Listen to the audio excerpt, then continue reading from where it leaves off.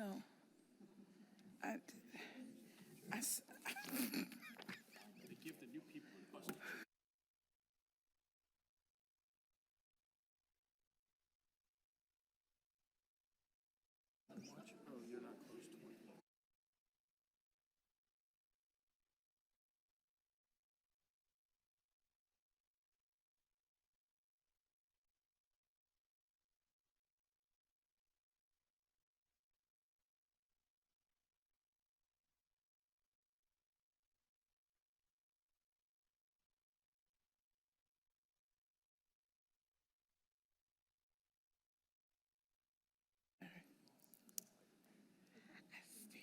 it's Steve. It's Steve.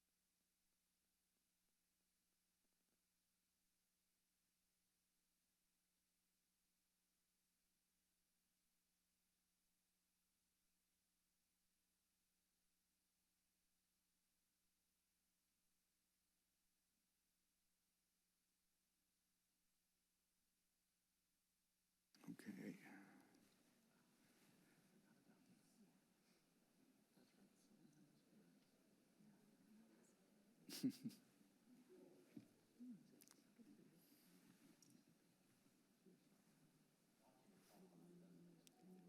it slows it down. It does. We ready? The broadcast is now starting. All attendees are in listen-only mode. Good evening, everyone, and welcome to the Village of Royal Palm Beach Council Annual Organization Meeting. It is March the 20th, 2025. It is exactly 6 p.m., and I know you know that because you've been watching your watches here along with me. So if you would allow me to call this meeting to order, I would ask that everyone stand if you're able and join in reciting the Pledge of Allegiance. I pledge allegiance to the flag of the United States of America and to the republic for which it stands, one nation, under God, indivisible, with liberty and justice for all. Thank you.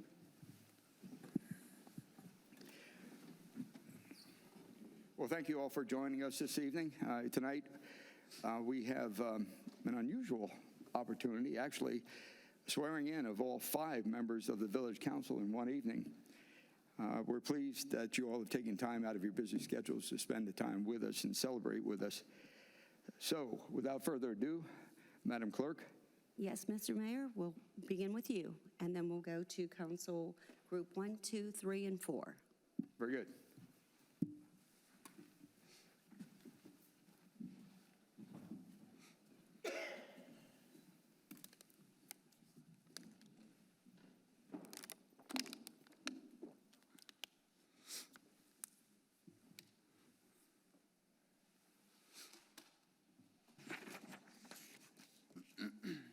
And if you'll raise your right hand, please. I state your name. I, Jeff Amara, Do solemnly swear do solemnly swear that I will support, that I will support, protect, and defend protect, and defend the Constitution and the government Constitution and government of the United States of the United States and the state of Florida, and the state of Florida, that I am duly qualified that I am duly qualified to hold office to hold office under the Constitution under the Constitution of the state, of the state, and that I will well and that I will well and faithfully and faithfully perform the duties of perform the duties of Mayor for the Village of Royal Palm Beach, Mayor for the Village of Royal Palm Beach, on which I am now about to enter. on which I am now about to enter. So help me God. So help me God. Congratulations, Mr. Mayor. Thank you.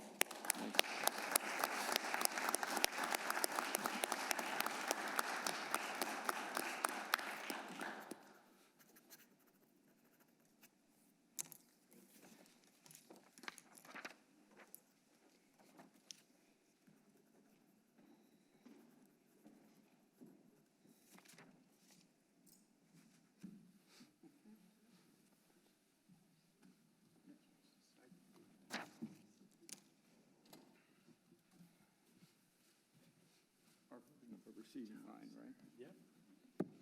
All right. Here we go. Now if I'll have Group 1, please.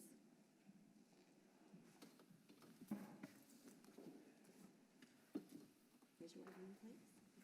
And repeat after me. I state your name. I, Adam Miller, Do solemnly swear do solemnly swear that I will support, that I will support, protect, and defend protect, and defend the Constitution and government the Constitution and government of the United States of the United States and the state of Florida, and the state of Florida, that I am duly qualified that I am duly qualified to hold office to hold office under the Constitution of the state, under the Constitution of the state, and that I will well that I will well and faithfully and faithfully perform the duties of perform the duties of councilman for Councilman. the Village of Royal Palm Beach, for the Village of Royal Palm Beach, on which I am now about to enter. of which now I am about to enter. So help me God. So help me God. Congratulations. Thank you.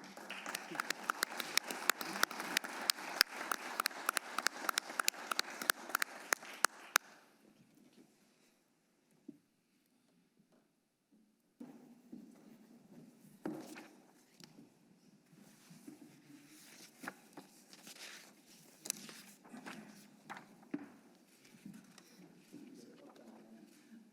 is reverse receiving line.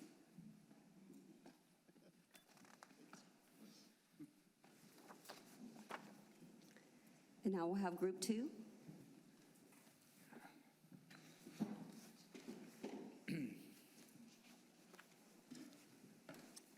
Raise your right hand.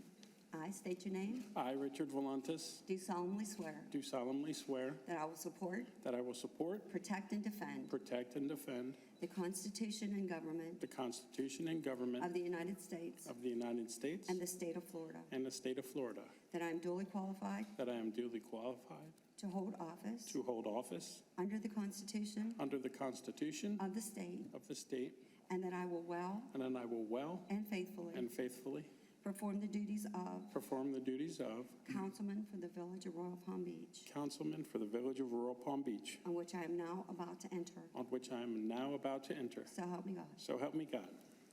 Thank you. That's it.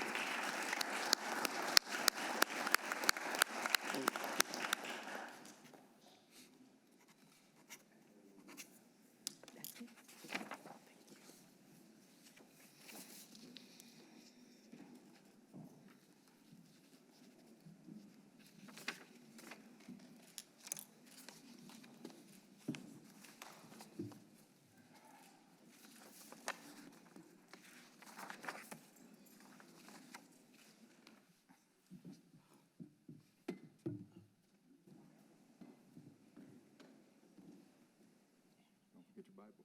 Now we'll have group 3.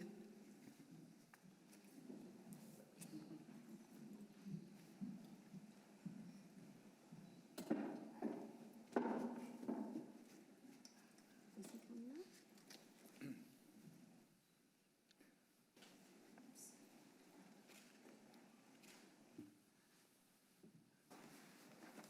Raise your right hand, please.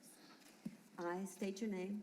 I, Sylvia Sharps, Do solemnly swear do solemnly swear that I will support, that I will support, protect, and defend protect, and defend the Constitution and government the Constitution and government of the United States of the United States and of the state of Florida, and of the state of Florida, that I am duly qualified that I am duly qualified to hold office to hold office under the Constitution under the Constitution of the state, and that I will well and faithfully and faithfully perform the duties of perform the duties of councilwoman for the village of Royal Palm Beach, Councilwoman for the village of Royal Palm Beach, in which I am now about to enter. of which I am now about to enter. So help me God. So help me God. Congratulations. Thank you.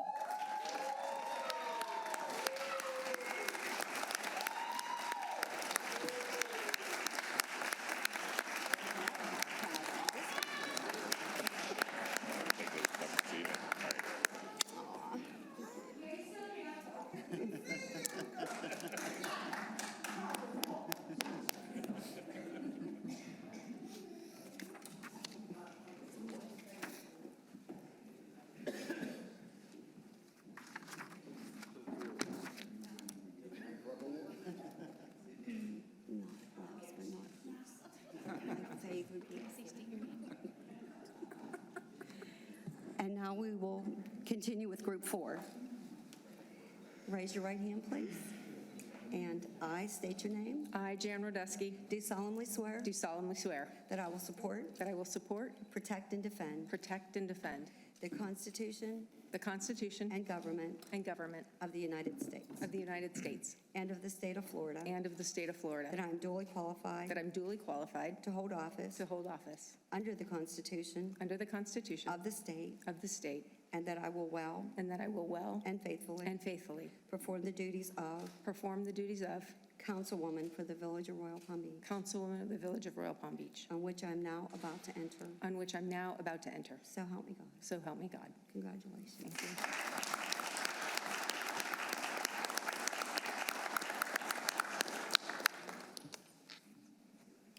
Thank you.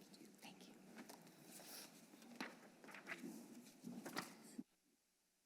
Okay, you gotta walk in the line. Oh, yeah. Oh, yes. See what I started, you guys? Yeah, see. I started, sorry. Yes, you did. It was a good idea. I love it.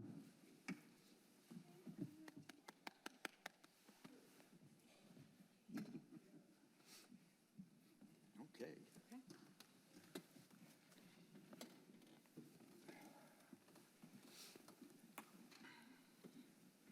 So, congratulations to everybody. And the next order of business is for me to turn to our clerk and say, let the record show that all members of the council are present. Yes, Mr. Mayor, I will. Great. I want to take a moment and actually give each member of the council an opportunity to make any comments that they would like to make. So let's start down to the right with Councilwoman Sharps. Thank you, Mr. Mayor. I am a minister of the gospel, so first I thank God. It's been a long time coming. I thank the residents of Royal Palm Beach for their faith in me to be able to hold this position. I thank all of you that have supported me and been by my side. Oh my God, you guys have seen me cry, jumping down, stand in the corner in the dark, and I greatly appreciate that. I thank my Boaz, Lynn Johnson, for me almost driving him crazy while I ran for office. He's a good man. I intend to do my very best in this position. God has blessed me with the ability to think, to rationalize, to ask questions, and then to be humble enough to learn. And I thank him for that. I'm grateful to this council because we all get along great. It's going to be a good year. Yes, it is. We are here to represent.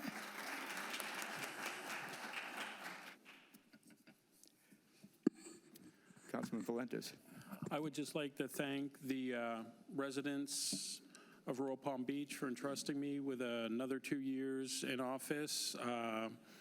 This is an important job, and I like to think that I do it well, and that I'll keep on serving the community. But I also thank the residents for giving me such a great team. Having Sylvia and Adam in the mix is going to be wonderful, and for all the years that I've been able to work with the mayor and Councilwoman Radusky, it has been really a blessing, because the bottom line is this is a job and we need to do what's best for our community. We might not always agree, but we are going to be agreeable people. And that doesn't mean it might not get heated at times. We may have different opinions on things, but we're going to work it out and we're going to get it resolved. And that's what I get from everyone up here, and looking forward to our wonderful team. Thank you, Mr. Mayor. Thank you. Councilman Miller. Thank you, Mr. Mayor. Good evening. I'd like to thank the residents of Royal Palm Beach. I love living here, and I really appreciate your trust in me to have me up here for 1 year. Then I have to run again. I would also like to congratulate Mayor Hamara on his reelection. Your years of selfless service to our community helped you win, sir. We are lucky to have you as our mayor. I'd like to say congratulations to Councilwoman Sharps and welcome. I really look forward to working with you. This is going to be great.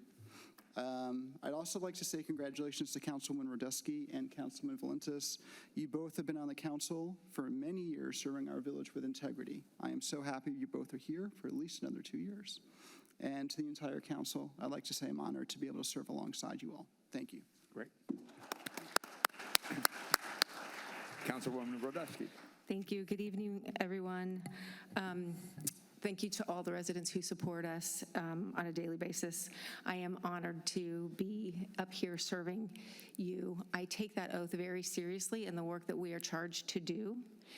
We are here to make sure that we are working with our village manager, our attorneys, his team, really to pass ordinances that keep us safe and keep us in a community that we have services and facilities that we can use and come together. This is our home. This is what we call home, right? A place we call home.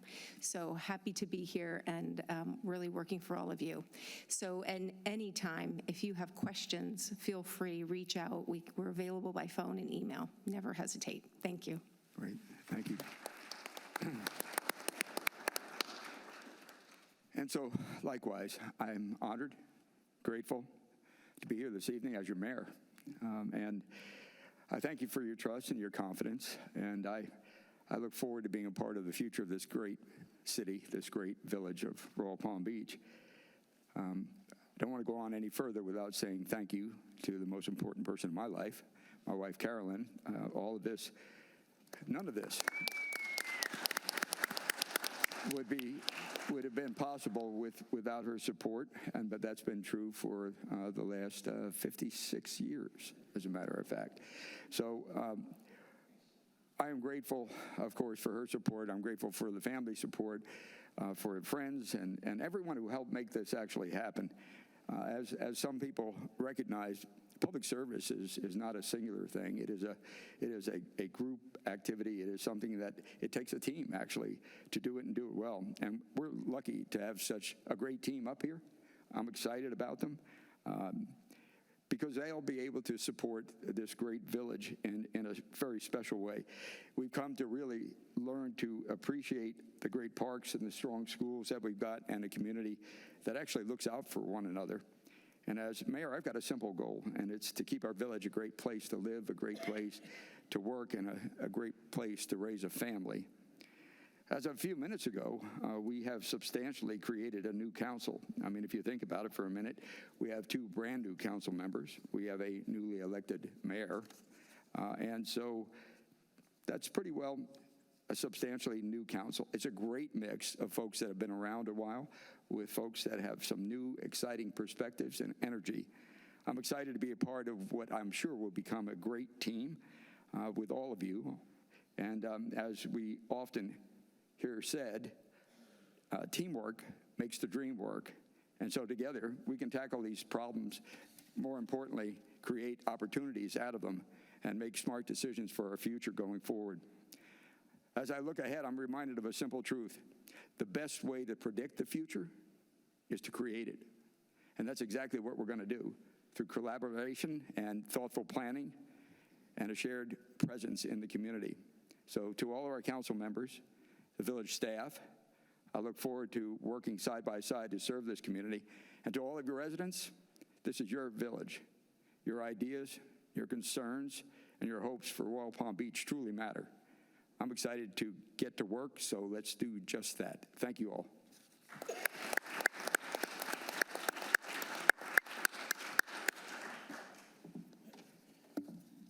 And so we will now move on to the regular organization meeting agenda. We have 6 housekeeping items that we have to tend to.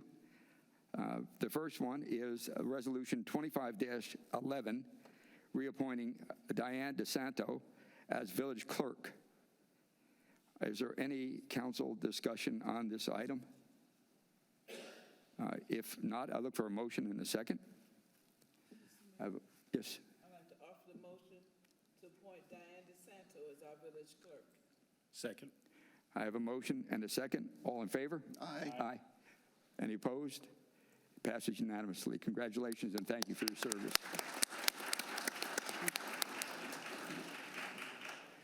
The second agenda item is Resolution 25-12, reappointing Sharon Almeida as the village treasurer. Is there any council discussion? If not, I look for a motion and a second on this item. I make a motion to appoint Sharon Almeida as the village treasurer. Second. I have a motion and a second. All in favor? Aye. Any opposed? Congratulations. It passes unanimously. Thank you again for your service. We appreciate Keep it. up the good work, Sharon. Thank you.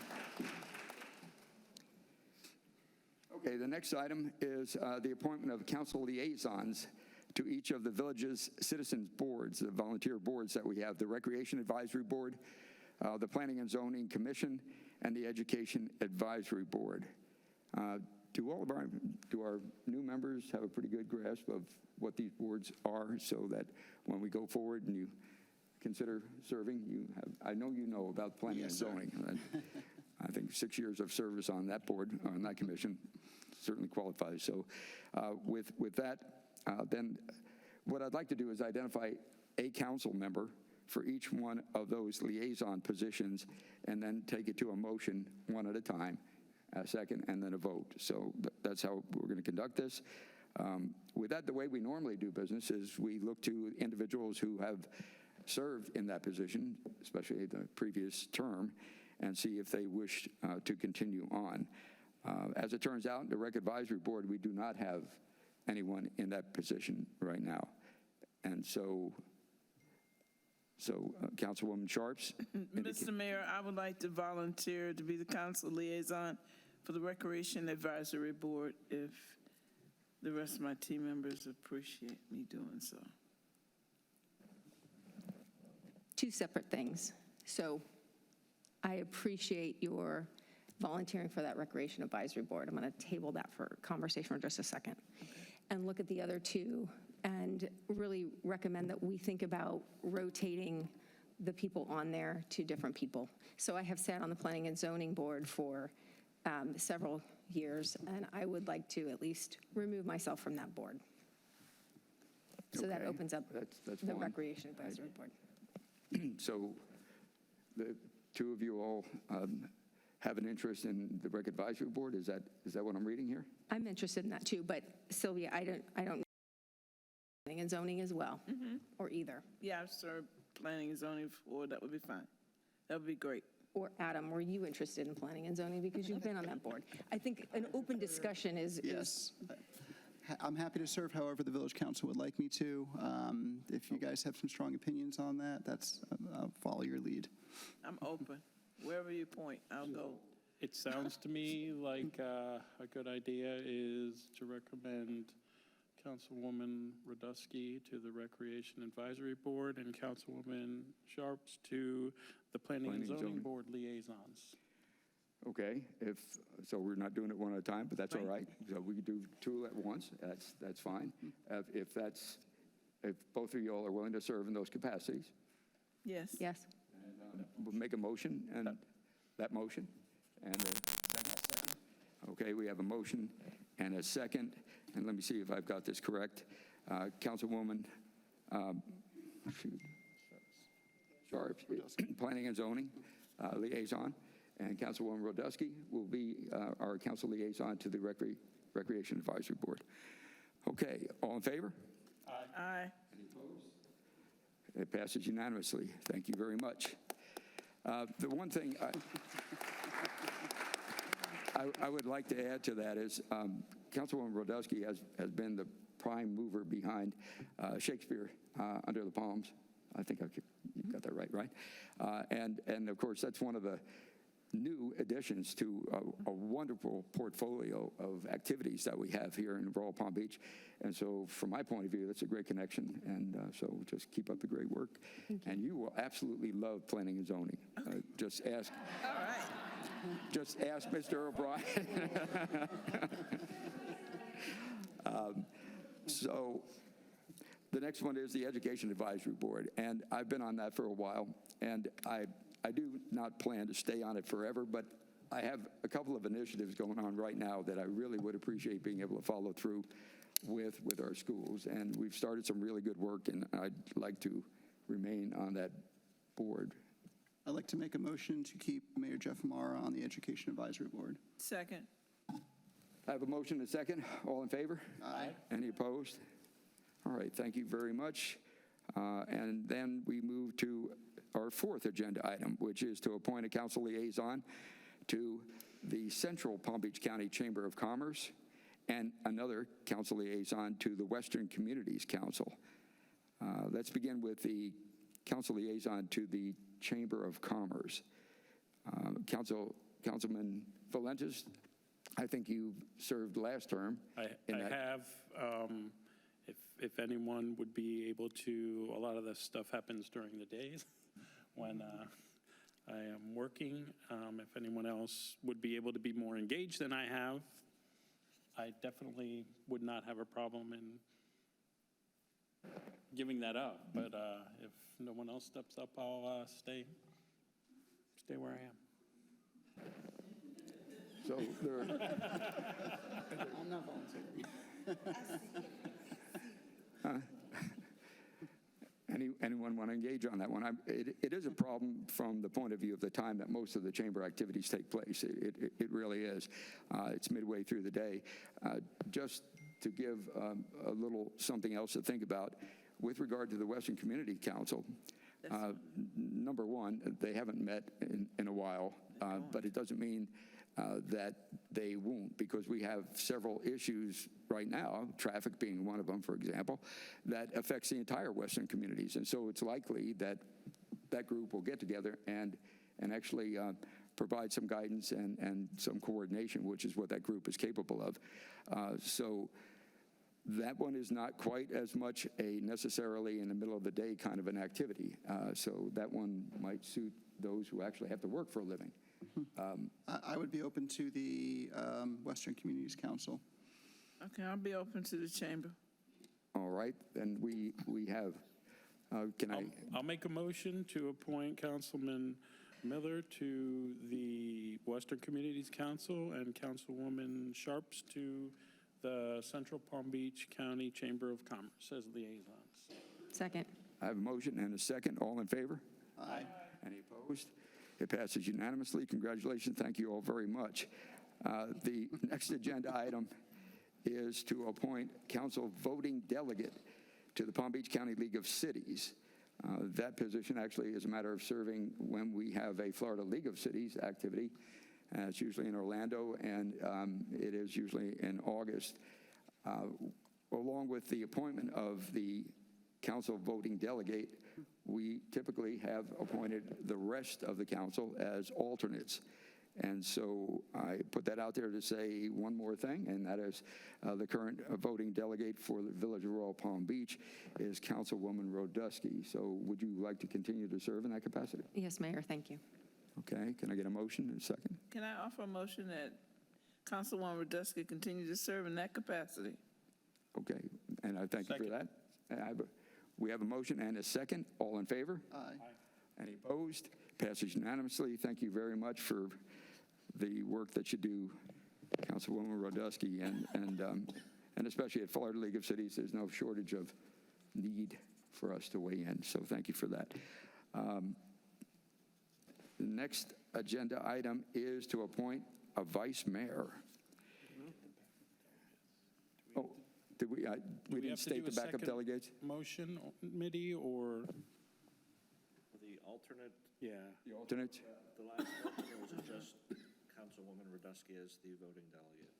Okay, so we need to have another motion? It was just for Ms. Radusky. I'd ask for a second motion to appoint the Okay. rest of the council So- as alternate. So to be very clear, then, can I get another motion then to appoint the remainder of the council as alternate voting delegates? I offer the motion to appoint the remaining council members to be alternate members for, voting members for Palm Beach County League of Cities.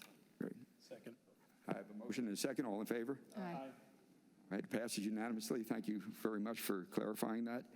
And again, the next agenda item is to appoint a vice mayor for the village council for a one-year term. Our normal appointment process identifies a council member in the next numerical seat after the previous vice mayor.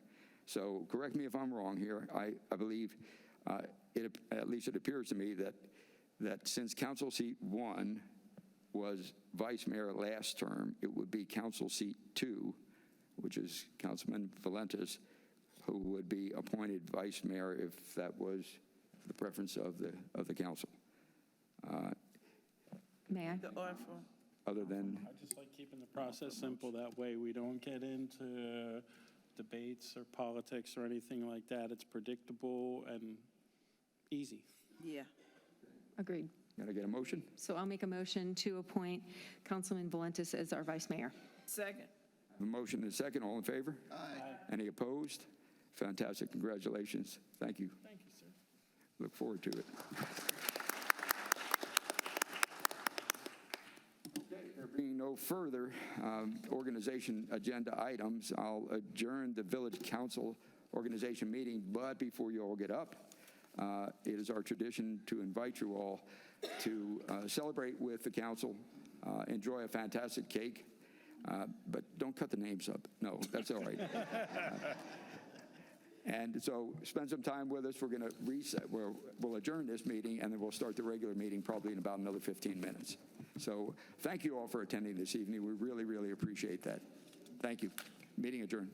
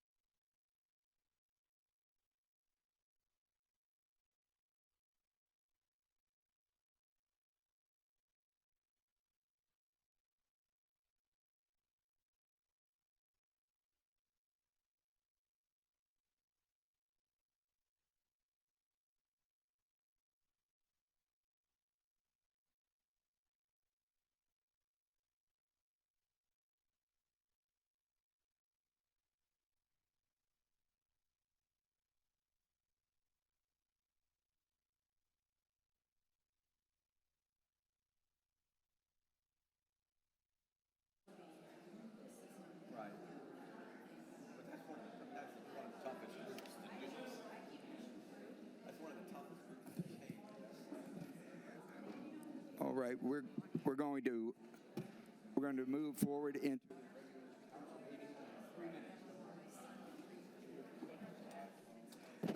Should I say it again? Okay. In 3 minutes, we'll begin the regular council meeting. So for those of you who desperately want to sit through a council meeting, please get your seats. A little sarcasm.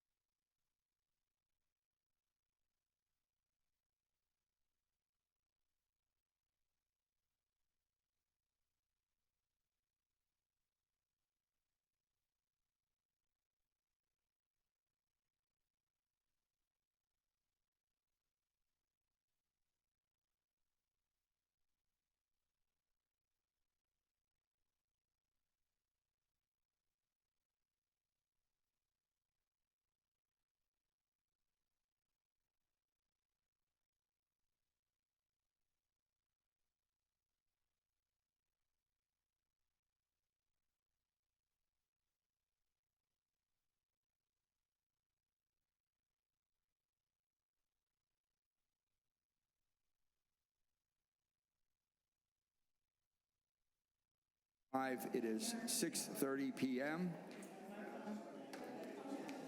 It is, does it not sound like it? Can you hear me? Yeah, I don't think they're on, Jeff.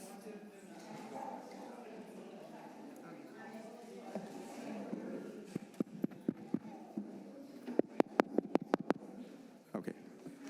All right. Once again, welcome to the Village of Royal Palm Beach Council regular meeting, March 20th, 2025. It is 6:51, and I thank you all for sticking around, as a matter of fact. Hopefully you had some cake. And since we have already done the Pledge of Allegiance, we will move on to my asking the village clerk, who just walked out, to let the record show that the members of the council, village council, all members are present. And I'm sure she will do that when she comes back. Without further ado, I'd like to move into the agenda, which begins with some presentations that we have this evening on interesting topics. I'd like to introduce Mr. Ralph Aiello first, Partnership Manager, Florida Department of Education, Statewide College and Career Readiness Platform, and Florida Work-Based Learning Network. All right. At the conclusion of Mr. Aiello's, we'll offer up the opportunity for the council to ask any questions, make any comments, and we thank you for joining us this evening. You have the floor. Thank you very much, and good evening, Mr. Mayor, members of the council. Congratulations again. And hello, I'm Aiello from Zello, and I'm here to talk about the state's college and career advisement platform and our new statewide work-based learning network. Starting off with a little fun fact, if Florida was a country, we would be the 15th largest economy in the world. And by the year 2030, the projections are that we're going to be the 10th largest economy in the world. So over the next several years, we need to have a plan to be able to meet the talent and workforce needs of our new economy, especially as we look at retirements and we look at the influx of new residents and artificial intelligence. We really need to make sure that we start as early as possible to build a cradle-to-career pipeline. So the Florida Chamber of Commerce has a plan. It's the 2030 Blueprint, and one of their pillars is to focus on the talent and workforce pipeline.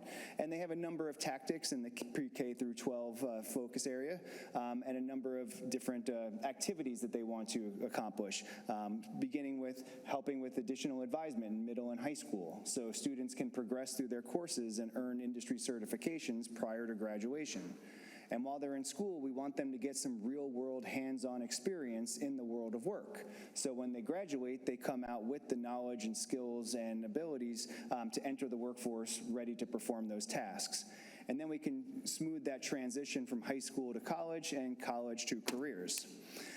So the state then passed a number of laws, particularly Senate Bill 240 recently, which requires our schools to have a middle school career and education planning class. So every student, before they go from 8th grade to 9th grade, has to take a class where students learn who they are and learn about the world of work, learn about different post-secondary options and financial aid, so they can enter high school ready to fulfill that 4-year course plan. And when they're in high school, they're required to have a career fair in 11th and 12th grade so they can be exposed to the local opportunities that are waiting for them when they graduate. And they have to have opportunities for those work-based learning, such as internships, apprenticeships, on-the-job training, and many other opportunities that we're going to talk about in a minute. But we also want students not just to have the knowledge and skills to do the work. Once they have a job, we want them to also manage their money appropriately. So all students, before they graduate high school, have to take a financial literacy course. And so the state provided Zello to help with students being able to understand how to manage their money and how their pay and so on is going to impact their lifestyle choices. So the state did an RFP to find a vendor to provide this, and Zello was selected for all 67 districts across the state for all 2.8 million students.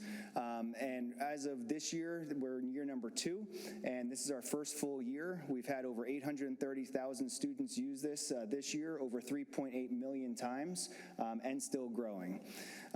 This is for K through 12 and adult education students in all public and charter schools across the state. Now, I know it mentioned middle school and high school, but we also want to start earlier than that. I said cradle to career, so we want to start as early as possible in the elementary grades. And in elementary grades, we have a lot of fun activities for students where they can create avatars and play games to learn about construction and healthcare and agriculture and so on, so they can get familiar with different job categories and pathways. And as they progress into the later grades, 3 through 5, they start to get more developmentally appropriate activities so they can learn, oh, wait, I have interest, I have skills, I have abilities, I have a personality, and they can start creating a portfolio of those things. And then we start to connect those individual assessment results to different careers so they can learn that there are teachers and doctors and lawyers and so on. So when they enter middle school, they already have a head start on that middle school, on that career and education planning. So when they get to middle school, there are a number of lessons that students are taking through a scope and sequence designed by the school and the district, where they're learning about interview skills and choosing a pathway and how to write a resume and so on. They're taking assessments so they can learn about their personality type and their interests, their learning styles, like being a tactile or a visual learner. And then again, it's matching those individual results to various careers that the student would be inclined to be successful in.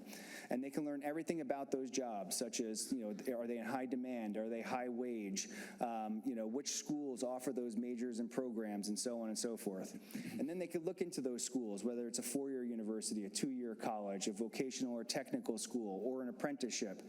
Anywhere they go, it doesn't matter, because we are the state's career and technical education program, including the military and so on. And because we're connected to the state of Florida, this is all Florida-based information that is as up-to-date as the data is available. All of the technical schools in there, all of our labor data is in there, so we know exactly how much people are making and what the demand is. We're connected to the Apprentice Florida, so every registered apprenticeship is also in the system. Bright students can do their Bright Futures reports in there, so they're on track for the academic medallion, Gold Seal scholarships, and they could find all kinds of work-based learning and financial literacy information. And as mentioned, once they get in those careers, they can also learn about how much money are they going to make. So not just on an hourly or an annual basis, but we show them what their pay stub will look like and what the deductions are going to be. We help them work through a lifestyle simulator where they choose, am I going to live at home? Am I going to rent an apartment with a friend? Am I going to have Netflix? Am I going to drive a new car? What are your lifestyle choices? And based on those choices, it will tell you if you're going to be over budget or under budget. So you can learn if you need to adjust your lifestyle choices or find a more lucrative career. So this way, when they finish middle school, they have a 4-year plan with a goal that they're working towards as they enter high school. And when they're in high school, that's when we want them to get those experiences. They can start creating a resume, start putting together a portfolio of all of their accomplishments that they can then send out through the system electronically to various employers. And this is where we really need your assistance here today. Because unlike a college or a university where I can draw down all of their information about GPA and test scores and admissions deadlines, I don't have a repository to pull down all of the local businesses and what opportunities they have for secondary students. So we need business partners to create profiles in the network and to list what opportunities they have. You, as the village council, can also have a profile in here. You have your own departments with your own careers. You have your own volunteer programs and other options for students that we want to be able to make aware, increase that awareness, increase that access for students. We also need guest speakers because everybody has some sort of knowledge or talent that we want to be able to share with our students. Whether you're in a business or you're a parent in our schools, we want you to sign up so when those required career fairs in 11th and 12th grade happen, our schools have a Rolodex that they can go into and find who they need. So if they need someone in aviation or healthcare or IT, they would be able to go in there and find it. Parents, you also have access to the system, not just to sign up as a guest speaker, but to monitor what your students are doing. And you also have your own demonstration account so you can figure out what you want to be when you grow up. Right? And when it comes to work-based learning, why should the businesses get involved? Well, we always hear that we don't have enough talent, and the talent we do have doesn't have the skills we need to fulfill the job. So this is an opportunity for our local businesses to be able to discover and grow their own talent. This is a way to promote your business, because once you're in the network, you have brand visibility, not just to students here in the Palm Beach County, but it is a statewide network, so you have brand visibility to all 2.8 million students in the state. And you're able to make that lasting impact in our communities, right, locally, in the county, and across Florida as in general. And this way we can all work together. So if you have need an astronaut, for students that want to be aerospace engineers, you can go into the Rolodex and find someone from NASA to be able to access and provide those guest speaker opportunities. And I mentioned, internships, employment, and apprenticeships. A lot of businesses and partners out there might not think they have the ability and capacity to make that type of commitment, but we'll take you wherever you are in your journey. Even if you could spend 1 hour in a year to be a guest speaker, if you can help review resumes, if you can help with a mock interview, if you can do some job shadowing or open your business up to a site tour just to give kids exposure, whatever it is, we will take it and we will then ladder up from there as we go along. We have all the technical support we can provide through the state of Florida, as well as Zello itself. So for our next steps here today, our ask is that you help us promote the awareness of what our schools are doing with Zello, so our parents can be aware of what their children are doing and follow along, so we can encourage our schools, which, by the way, I looked in the data, and the Village of Royal Palm Beach's schools are doing fantastic. Our middle school here is 95% of our students have been using Zello for their assessments and their career planning. All of the elementary schools, even though there's no mandate, are using the system, and our high schools are also using it as well. So congratulations to all of our schools here for what they're doing. But also to be able to create awareness in our business community, because we need them to enter the network, and we need them to create their profiles and just say, let's just start with, what are you already doing? Do you already offer a scholarship? Are you already having internships or part-time jobs? Do you have a summer employment opportunity? Whatever you got, we want it in the system for awareness and access. We're hoping that you would sign up as a guest speaker, whether it's for your school, for the district, or for across the state. We'd love to have you on board. And again, if you need assistance, you'll have all the tailored support you need from our Zello team. In order to do this, you say, how do I register? All you got to do is go onto this website, scan this QR code, and it is a contact form that all you have to say is who you are and what's your email address so I can get in touch with you. And then I'll personally call you back, and I will personally help you get yourself set up and get involved with our schools. And that's my other contact information, but I will leave the QR code up for now. So. Great. Well, thank you very much. Very interesting. Council, anyone have any comments or questions? Yes. Councilwoman. Thank you. Thank you so much for your presentation. You spoke briefly about the financial literacy in high school. And when I worked at Salvation Army, I did it for middle schoolers. So I'm asking if a part of that can maybe, or is maybe a part of the middle school curriculum. And do you have the credit score building app as well, or any classes on credit score building? So the financial literacy, the lifestyle simulator is also available for middle school students, so it's still in the platform for them. I do not believe that it is a requirement in the scope and sequence, but it is.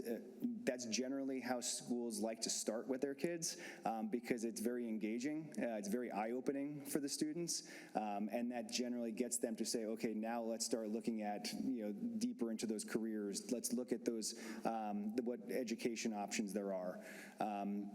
And then as far as the credit score, no, we don't have a credit score builder, but what we could do is work with the schools where right on the main page we can list resources. So we can link out to the anything that we need right there in the system. So we link out to Bright Futures, we link out to other, whatever the local desire is 100% possible. All right. Other comments? Thank you. Councilwoman Rodeski. Presentation. Really interesting stuff to really have students start to think about what they want to do in life. I think I could use it now. No, just kidding. As you try to get the word out to businesses, have you approached the Business Development Board about this and all the chambers? Because I think that, while we have some network to businesses, those seem to be the better gateways. Yep, absolutely. So chambers of commerce, career source, economic development councils, business development councils, trade associations, professional associations, CTSOs, anybody who has any connection to the workforce and would have any connection to helping students and building this talent pipeline, we're certainly doing so. Oftentimes we're just trying to create that awareness and build that network, and this way as you have your representation on a lot of these councils, you'll know to be able to say, well, we know that there's actually a solution that the state is providing for us for free to everybody. That's one thing I forgot to mention. This is all free and paid for by the state of Florida for businesses and schools, parents, and so on. Thank you. Councilman Miller? Thank you, Mr. Mayor. Thank you, Ralph, for the great presentation. I wish when I was a kid, I had something I could put in and figure out how much I'm going to make if I got this job. I didn't figure that out until I was already in the job, right? Question, for small businesses, how does that work with your platform? Same way as a medium or a large size business. All you'd have to do is, again, contact us and you would be able to create a profile. You could put your logo, your description, which careers you offer at your business, and create whatever opportunities you like. So if you're, again, having that summer employment, you want to be a guest speaker, you want to mentor somebody, we welcome small, medium, large businesses alike. Everybody has some sort of trade or skill that we'd like to be able to pass on that knowledge to our children. Very cool, thank you. No worries, Mr. Mayor.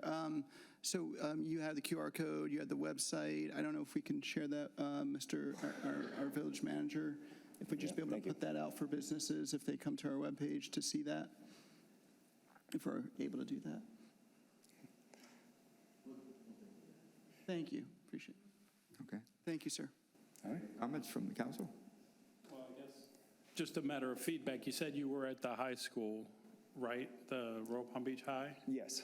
My younger son who graduated last year said that the financial literacy course was like one of the best ones he took in high school because it taught him stuff that mattered. So, yeah, now that he's getting a paycheck and has stuff, it's good to, I think it's a great program, and I'm glad they're getting him in middle school because they didn't teach us much other than a checkbook when I was back in middle school and high school. So this is a great program, and thank you for doing it because it's necessary.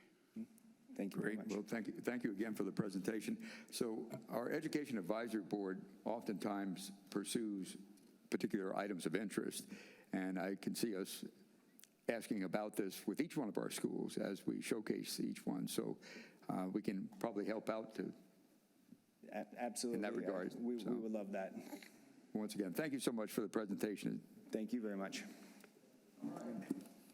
So next, we have another guest speaker this evening. It's Ms. Jamie Akusu, if I'm saying that correctly, Director of Programs, Path to College.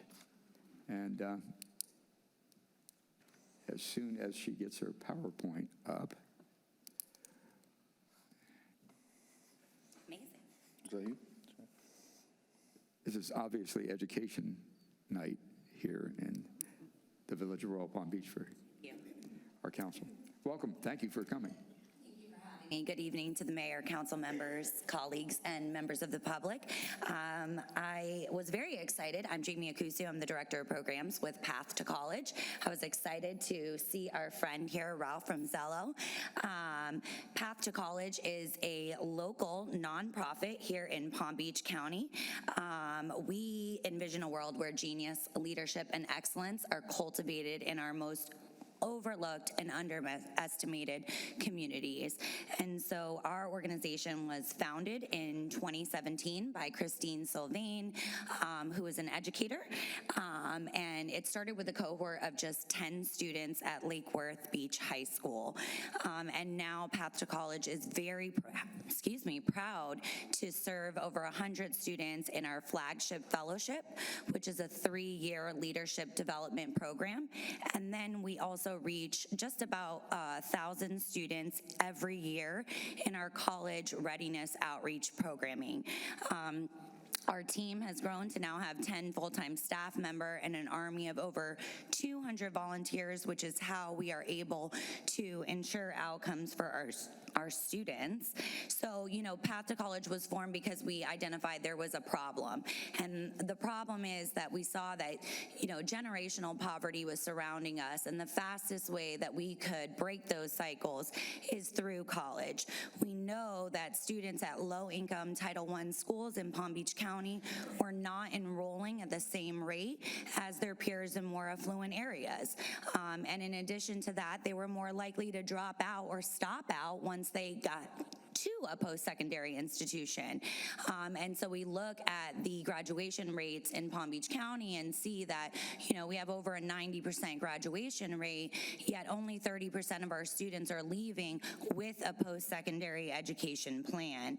So with that, we know that certainly the path to success is not linear, but higher education ultimately leads to increased earnings. And it's shown here that an individual with a bachelor's degree is likely to earn $1 million more over their lifetime in lifetime earnings. And so there's lots of challenges. We have the FAFSA rollout debacle that happened last year that really is integral for students as they're looking to seek aid for post-secondary education. There's a lot of anti-college culture circulating, and really our SAT going digital also is an additional barrier for students. So really we look to step in and to really try to have a creative approach, and we've been quite successful since 2017. Our academic fellowship, like I said, is a 3-year wraparound support for students. It is leadership development. So we do a lot of college exploration with students, but before that we do career exploration. So similar to what Ralph talked talked about, we're helping to assess students and what their interests are and really find a pathway for them. What is the best route for them?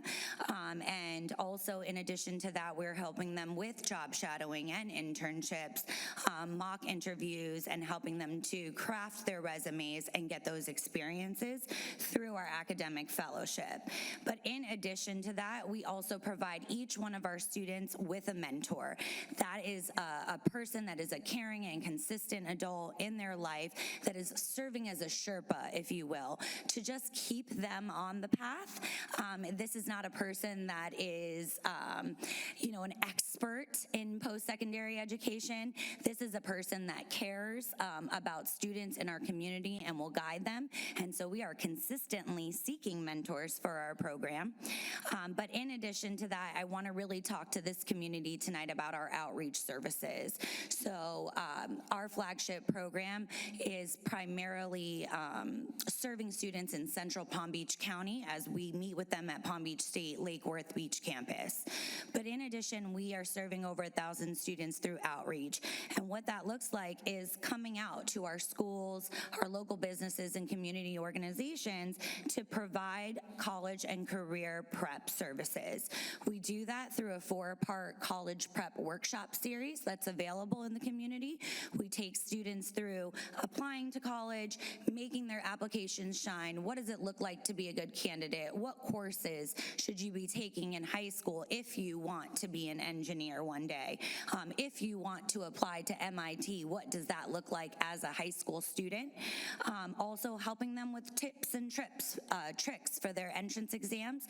We know that while the ACT and SAT are quite challenging, and we don't equate the brilliance of a child to the score on one test, it is a significant indicator of their success in college, and it also is the fastest way to get paid.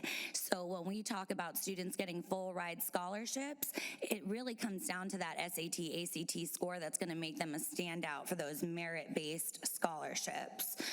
In addition to our college prep workshop series, we are currently doing SAT prep, also available to any student in the community. I just found out actually that we are serving students outside of Palm Beach County through our virtual SAT prep. That link is here for any student to scan and register to attend. These workshops happen every Monday at 5:30 p.m. They are 90 minutes of robust preparation in the SAT. We know that 20 hours of SAT prep leads to a 100% increase on the SAT, so we really want to be able to bring more SAT prep services out into the community. I'm very proud to boast our impact. So we have had 100% of all of our students in our flagship fellowship program be accepted into a 4-year university. 60% of them are going top tier, Harvard, Stanford, UWash. Another 70% are getting full ride scholarships thanks to the expert guidance of our team providing Fast Fund scholarship assistance. And since our inception, we've been able to provide over $175,000 of college advising and entrance exam tutoring freely in the community, which ultimately has equated, to about $124 million in increased earning potential for our fellows once they get out into their careers. So we are very proud of the impact that we have made in the community, and we hope to be able to serve more students here in Royal Palm Beach. I also wanted to share briefly that we are expanding our services. Certainly now we are in borrowed spaces, and so our Catapult Youth Mentoring College and Career Center will open to the public hopefully in the fall of this year as it's undergoing a build out. This is located in Lake Worth Beach and will be open doors for any student in the community to come out and receive expert college and career guidance and support along with mentoring. This facility will also be the home to many career panels and career exploration that we invite all students in Palm Beach County to attend. Additionally, we are looking for mentors, like I mentioned. So if you have a call to heart to help guide a student along their path, we welcome you to scan the QR code and join us as we will be welcoming 45 new students into our fellowship in the fall, and we'll need at least 45 mentors to join us on that path. And lastly, I want to share our Turn the Tables. This is our Career and Internship Expo. It's taking place on March 31st in the city of Boynton Beach, in collaboration with our friends at Career Source. This is open to any student in Palm Beach County to come out and hear. We have some amazing panels. We have Lockheed Martin coming that day, some local law firms, Morgan Stanley. So different industries will come out and talk to our students, and there will be an opportunity to learn about internships. And actually, I lied, not the last thing. I invite everyone to join us at our Education Fest, which will take place on June 5th at the Palm Beach County Convention Center, where we will name the education champion. So if you know someone, you may nominate them for the 2025 Education Champion Award, and you will get to hear some riveting speeches from our students. That concludes my presentation. I thank you all so much for your time this evening. Well, thank you very much for coming and sharing that with us. Any comments or questions from members of the council? Councilman Miller? If a student wants to join the fellowship program, how do they go about doing that? Excellent. Thank you for that question. Our fellowship program models the college admissions process. And so on April 1st, our application will open up online. Students can apply, and then they will be invited to the second phase, which is an interview process. And then we will welcome our new cohort in October. So that application is available online.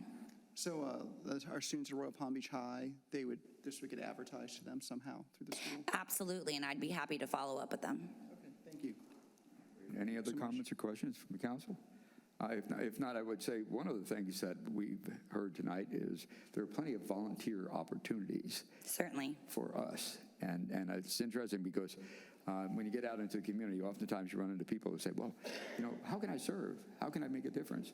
So these particular organizations, and for us to know about them, is a win-win, maybe a win-win-win, and bringing people together. So I think that's fantastic, and I thank you very much for coming here this evening.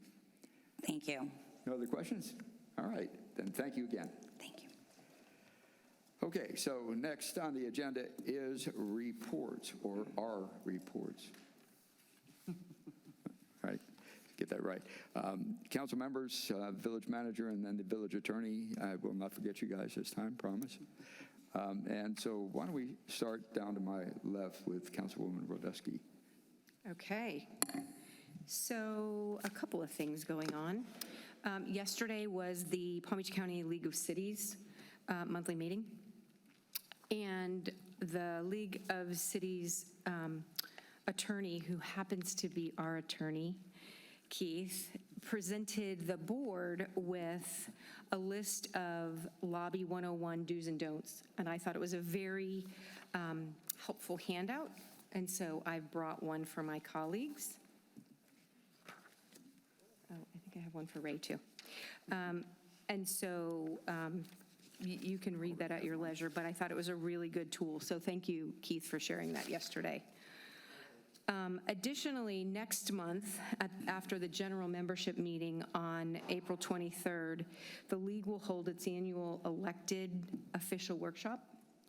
And so it goes from 1 to 3:30, so I encourage my new colleagues to take advantage of that. April 23rd, the general meeting starts at noon or 11:30. And then after that general meeting, there'll be the newly elected officials workshop.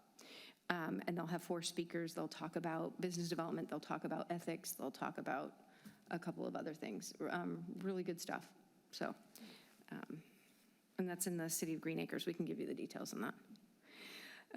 Last week, I attended the National League of Cities Congressional Cities Conference, and specifically to attend the Small Cities Committee to advocate for some of the work we're already doing through the league. So not only are we talking about it through our Palm Beach County League, but we're talking about it through the state of Florida League and now at the national level, so that we can have really consistent and strategic conversations.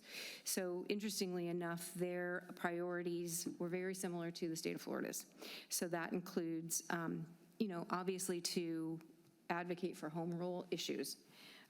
So the priorities put forth by the National League include economic development, affordable housing, transportation, and grant reform. And then additionally, I attended a session focusing on energy, environment, and natural resources. So they were talking about clean water, data storage, cleaning up PFAS, and which are the same things we're finding out as conversations at the state. So they'll have the next committee meeting next month, TBD, but it'll be virtual, so more on that. And then lastly, I want to thank our Congresswoman Shrifalis McCormick, her and her team came and had a town hall presentation on Monday and informed the public about the latest developments with regard to Social Security, veterans benefits, and food assistance. She answered a ton of questions and encouraged everyone to call her and senators with personal stories about how you're being impacted by some of the proposed or imposed changes happening at the federal level. Her number is 202-225-1313. She also provided Senator Ashley Moody's phone number, which is 202-224-3041, and Senator Rick Scott's number is 202-224-5042. And really the only way our voices are going to be heard is by using them. So call, tell your stories. It really makes a difference. So thank you. Thank you. Councilman Miller? Thank you, Mr. Mayor. I'd like to kind of keep the Love Fest going from our first meeting. So I'd like to recognize our village manager, Ray Liggins. We love living here, and we know it takes a lot to help keep that organized. We make the decisions up here, but you make things happen on the ground. So thank you for everything you do. I want to say a special thank you to our village clerk, Ms. DeSanto. I know you provided great customer service to me when I was running. Well, I didn't have to run, I guess. It was great. But I know you did that great customer service to everyone running in the municipal elections. And I know that was the most complex one you've had to deal with, but you handled it very well, so thank you. I also like to recognize our village manager again, our directors of Parks and Rec, village staff, Pirates of the Treasure Coast for 2 great events, West Fest and Seafood Fest. West Fest was 3 days over the weekend, and then Seafood Fest was that last weekend? Yep. Wow, okay. Yep. Time flies. Both were great events at Commons Park. I know a lot of planning and coordination went into both those events, but I know our residents really enjoyed them. My favorite part, of course, was riding that mechanical bull, or trying to, I should say. It was not much of a ride. I also want to praise our green markets on Saturdays, all the great vendors coming out, and I've been impressed from this year compared to last year how it's grown. We have so many more vendors this year, and it's just wonderful. Okay, done with the Love Fest. So now, just my quick report. I'm continuing my quest to learn how to be a great councilman. I'm currently taking the Florida League of Cities orientation course for newly elected officials, and I just finished their advocacy course, and I'm still working my way through the National League of Cities. It's data for elected officials course. And finally, I want to thank our residents that I've spoken to over the last few months. I appreciate the feedback you keep giving me. Please give me more. We love you guys. Thank you. Great, thank you very much. Councilman Valentes. No reports. I'd just like to announce, and I guess maybe I'll do it at the next meeting. Last year I got to participate in an event that we do here every year, and it's the, what's the name of it, Great American Cleanup. Parks and Rec organizes it, and let's see, this year it's on April 26th. Basically, you go in, I drag my teenage daughter up early in the morning on Saturday and got her out to do some work, and it really does. I mean, I really do think our parks are well maintained, but it's amazing when you go out there and you start basically nitpicking and scrutinize. I couldn't count how many cigarette butts I picked up at Veterans Park last year. And those aren't things that you see a lot, but the additional help and getting more, whether school groups or just, me, a dad, and his daughter going out there, beautifying the community, I think is a great event, and I hope to see more people out there this year. Great. That's it. Thanks, Mr. Mayor. Thank you. Councilwoman Sharps? Okay, I can get used to that. We ran for office. It was work. The West Fest was wonderful. Oh my God, it was just so much fun. Met so many people while I was out there. It's very bad for my waistline. I ate so much I was tired Saturday night. It just wore me out, but that was another great event. I have been in touch with residents that live throughout Royal Palm Beach, especially some in some HOA neighborhoods that I've invited to come during our meetings and give me more information as to the challenges that they're facing with the narrowness of the streets, the new state law, our ordinances, and how people park on each side, and their inability to get rescue in safely. So that's something I told them that they need to come and voice to us. I want to give kudos to the village clerk who did not tire me as I called every 5 minutes, and the wonderful meeting I had with our village manager that brought me up to speed and told me what I had to do, and I greatly appreciate that. There's a Prince tribute tomorrow night at 5 o'clock. God's willing, the creek don't rise, I'll be there. And POTTC, I want to give them a shout out because they do a great job in working with our parks and rec staff and getting those events set up and helping us, because I've been a vendor and it's a lot of work. We do events, so I want to give them kudos. I'm looking forward to working on this council with my fellow councilmen and councilwomen, and that's about it for right now. Thank Great. you. Well, thank you. Thank you for that. So my report, let me start off with, we've been talking a lot about education, and so we completed our March Education Advisory Board meeting, which featured Royal Palm Beach Community High School, presentation by Dr. Shakika Robinson, and probably more impressively by the students. She did a great job, and that school is doing fantastic things, and it comes through loud and clear when the students actually do their kind of a testimony of how much it's affected their lives in particular areas, everything from Navy Junior ROTC to some of the great academy programs that they have over there. One of them is HVAC, so that school has a pretty broad spectrum of opportunities, and they're doing really well. They got a total student population of 2,320, and currently they have 35 college courses, 54 honors level courses, 11 academic electives, 24 vocational and career technical education courses, and 31 performing arts courses. It's a pretty nice portfolio, a really, really good mix.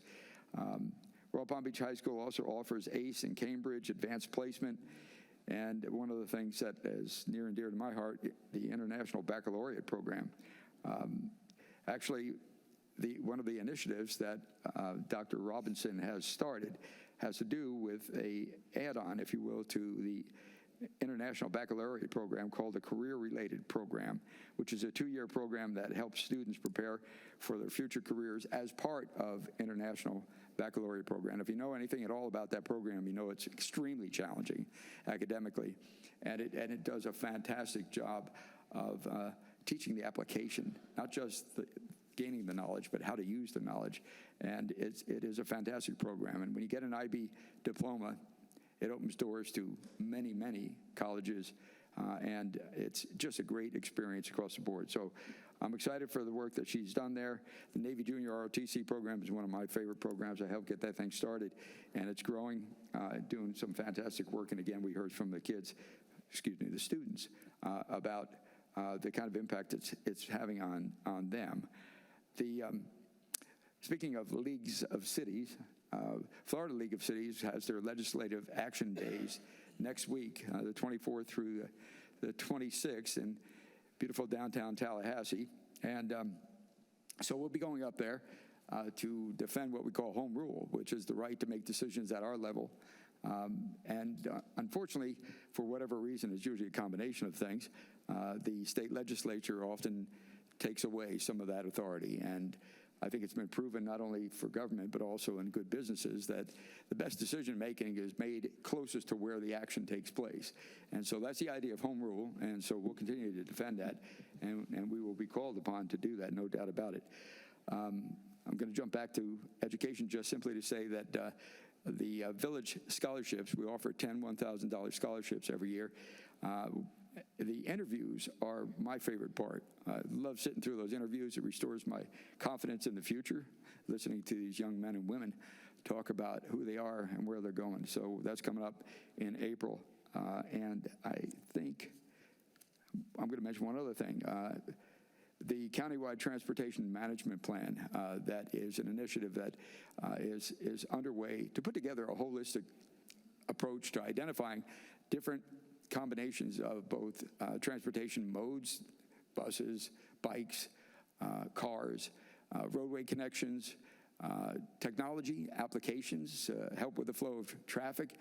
It's all about moving people, but it's also integrated with land use, the kind of developments that are going on here. And so bringing those together in this plan is going to be a great product. It really is. We have 3 consultants who have actually proposed an approach to doing this, and it's in a source selection process right now. But we are really excited about the opportunity to work together with the county. And for any who've ever had the opportunity to watch cities and county work, you know that what I just said is a remarkable thing. And so we're looking forward to continuing in that direction. And hopefully by June, we'll actually have a contractor selected and be able to move forward. We had a presentation at the County League of Cities that Councilwoman Rodusky was talking about by an individual who is very knowledgeable about transportation and the combination of transportation things. And he had a bunch of weird facts, I think he called them. And one of the weird facts was, so for those of us that have some appreciation because we came from the land of miserable traffic, for how much of an impact it has on quality of life, one of his weird facts was for commutes that take longer than 45 minutes, it shows a 40% increase in divorce rate. There's a kind of a weird fact, but it talks to the impact that something that's simple, if you will, can actually have on quality of life. So I leave you with that not so positive note, but the positive note is that we're going to put together a plan that's going to help us deal with this. And so I'm excited about that. And that, I think, completes my report. Now I'll go to the village manager. I just want to recognize the leadership of the council. If you guys didn't take some of the steps that you took after our last mayor passed away, we would be sitting here today with only 3 council people and having a significant conversation on how to fill the other 2 seats. But instead, you kind of thought outside the box, you made some maneuvers, and you put the village in a position where you were able to get those seats advertised and where people can sign up and run for them, and they did. And now we have all 5 seats filled with a choice from the public, instead of us sitting here trying to figure out how to fill those empty seats. And I think that is huge, and that's why we swore in 5 people tonight. I don't think we've ever done that before. It was unique, but the result was I think, better for everybody. So thank you. Great. Well, thank you for your advice and encouragement. Village attorney. Yeah, I have to echo the village manager's comments. When we were in recess, we had a little sidebar. I said, I can't believe it feels like yesterday that we were having the discussion about doing all that, and look how marvelously it worked out. So I would echo the manager's comments, congratulate everybody, and just say that feel privileged to be here and look forward to serving this council in the upcoming year. Great, likewise. So thank you all very much. And so moving to the next item, I would ask if there are any petitions to be presented to the council this evening. Not seeing any, I will then move on to public comment on non-agenda items and consent agenda items. I have 2 cards here, and I would invite Dr. Cynthia Cochran to come up. Here we go. And if you would introduce yourself and identify your address, that'd be great. You might want to move the mic closer to you or come over here. There we go.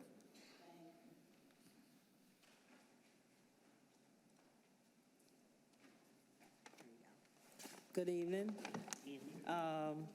Mayor and Council members. My name is Dr. Cynthia Cochran, and I'm a resident of Palm Beach County. I currently live at 9018 Kendall Court, Lake Worth, Florida, 33467. My reason for coming is in reference to on February the 23rd, I was en route to take my daughter Tiffany to urgent care, and I was pulled over by one of the officers that actually worked for the City of Royal Palm. If you want the name of the officer and his badge number, I have it. If not, I can provide you with the information thereafter. The reason that I'm bringing it to your attention is how the whole encounter was handled by the officer that I have that was mentioned.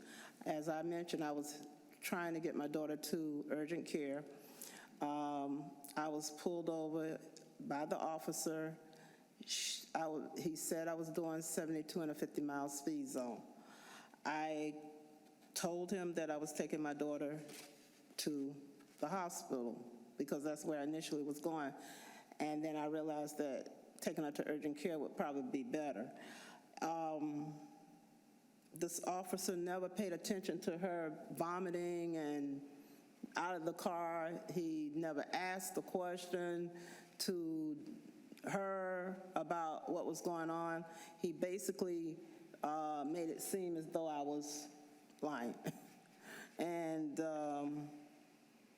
after I asked him to escort us to urgent care, he yelled at me and told me no, and I was cited.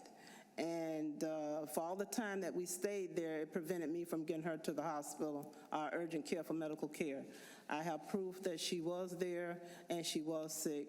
And again, I sent it to IA, a letter, with more details than what I'm explaining to you all, and in hopes that someone will make sure that this doesn't happen to the citizens of Palm Beach, and especially, you know, again, I live in unincorporated Palm Beach County, and he was from here, and it took me forever to find him.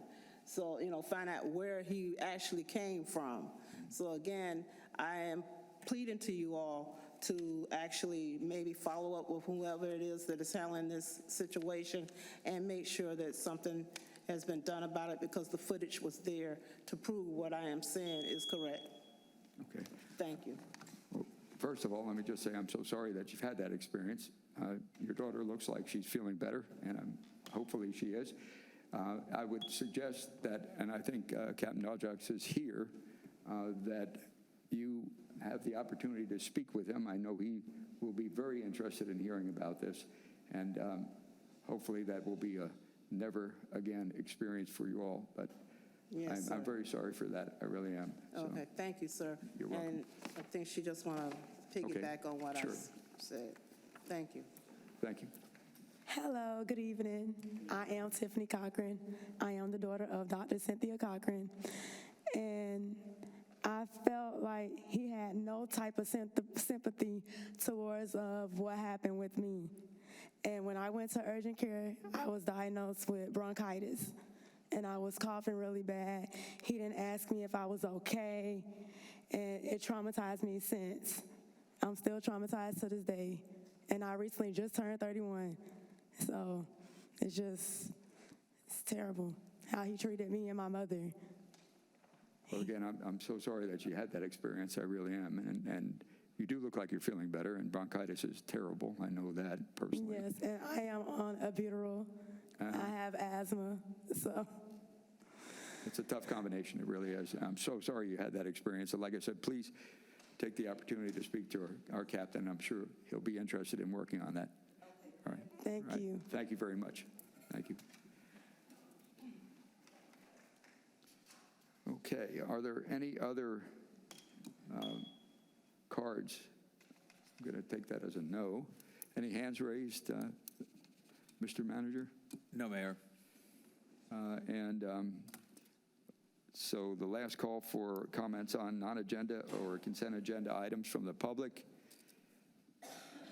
Not seeing anybody responding, then I'll close the floor to public comments and we'll move on to the consent agenda. Yes, I'll turn Mr. Mayor, to thank you. Madam Clerk and ask her to read the consent agenda into the Yes, I record. will. Number one, approval of the minutes of the council regular meeting of February 20th, 2025. Two, approval of a special event permit for Amber's Animal Outreach to hold their annual Easter event fundraiser at the Community Animal Hospital of Royal Palm Beach on Saturday, April 12th, 2025, from 2 p.m. to 5 p.m. Three, adoption of resolution number 2510, a resolution of the Village Council of the Village of Royal Palm Beach, Florida, authorizing the village to enter into a supplemental state-funded grant agreement with the Florida Department of Transportation concerning the grant of funds for a project involving the construction of a La Mancha subdivision roadway under drain, providing authorization for the mayor to execute the supplemental agreement, providing an effective date and for other purposes. Four, approval and authorization for the village manager to enter into a professional services agreement for structural engineering services with GM2 Associates Incorporated for various projects in the village of Royal Palm Beach.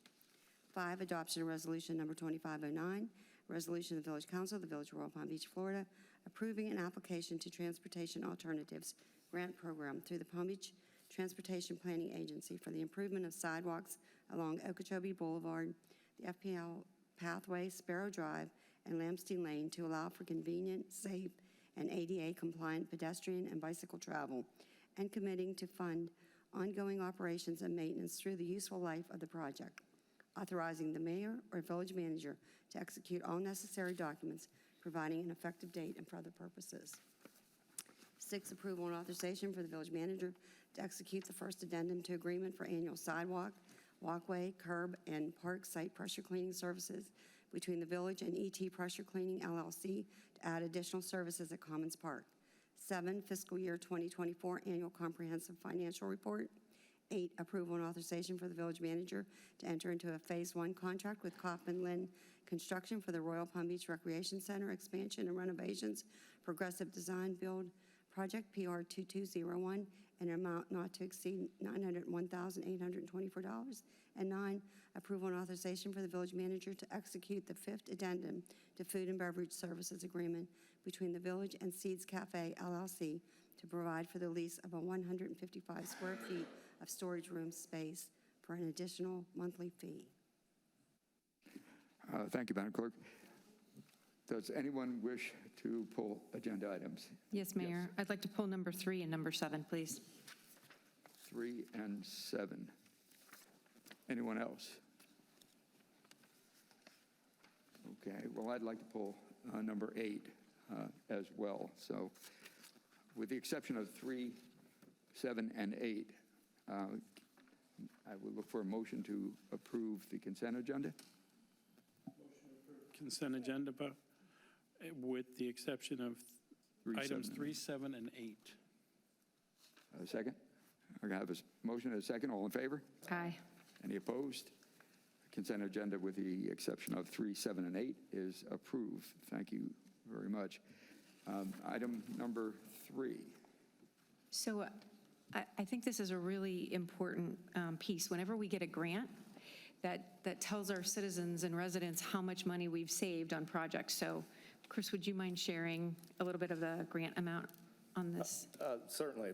The grant amount is for $500,000, and the agenda item that's coming before you is because we ended up splitting the projects because we used ARPA money for the northern end of the project, and this is actually the section on La Mancha Avenue. It was sponsored by Senator Harrell and Representative Roth, and Ron Book's office helped us submit the application for this. And it will improve, it's an under-drain project for La Mancha Avenue, which will help, it'll initially restore the base and help protect it moving forward. So, kudos for anytime we can get grant money. So I just want to make sure that we all knew that. So that's great. Thank you. Item number 7. Do you want me to get it approved first? Do you want to, shall I make a motion? Let's go ahead and make a Motion to approve agenda item number 3. Second. Motion is second. All in favor? Aye. Any opposed? Agenda is approved unanimously. All right, item number 7, thank you. Number 7 is our annual comprehensive financial report. It's such good work that our finance department does with Sharon's leadership that I would love, again, to let our residents know how well we're doing. So thank you for being here. Thank you. Before we get started with our auditors, I do want to point out that I put one of our first popular annual financial report books in everybody's box. They're also out in the lobby for the residents and then online for the residents and council. This is the first time we're doing this, and this is a great resource to really showcase our village and our financial position. And with that, I will turn it over to our auditors to go over the report. Thank you, Sharon. Good evening, Mayor, Village Council. My name is Brandon Lopez. I'm a partner with CBIZ. We're your external auditors. And I'm here today to present the issued ACFR Annual Comprehensive Financial Report for the year ended September 30, 2024. Before I get started, I just want to make sure I mention and give credit where credit is due. We're here today because of the hard work of Sharon and her team. A lot of work goes into this document. It's a big document, but all the procedures that we have to do, the testing, the inquiries, whenever there's a question, there's an answer. Whenever there's a request made, the team does a great job giving that to us on a timely basis to make sure we meet that deadline. And truthfully, the relationship that we have with the village and the finance team is not just 3 months and we'll see you next year. They do a great job of really reaching out to us throughout the year whenever there's questions or there's a unique transaction, just to get, our opinion and our understanding, so that way when it comes time for the audit, there's no surprises. We're all on the same page. And nothing reflects that more. I'm going to highlight a couple key items in the reports, and then if there's any questions, I'll be more than happy to answer them. But I want to start on printed Roman numeral page 9, if you have the report in front of you. And that page looks like this. It's a certificate. And this certificate is of Achievement for Excellence in Financial Reporting from the GFOA, the Government Finance Officers Association. This document, at the end of every year when it's issued, gets submitted to the GFOA, who reviews the document in its entirety and compares it to the standards and the guidelines required. And if it meets all those, a certificate is issued. So this certificate is for last year's report that was reviewed in the summer and issued. We fully expect to receive the certificate in 2024 as well. So great job from the village and their finance team. And that is also presented on printed page 1 of the document. This is the independent auditor's report. So this is what we issue for the year.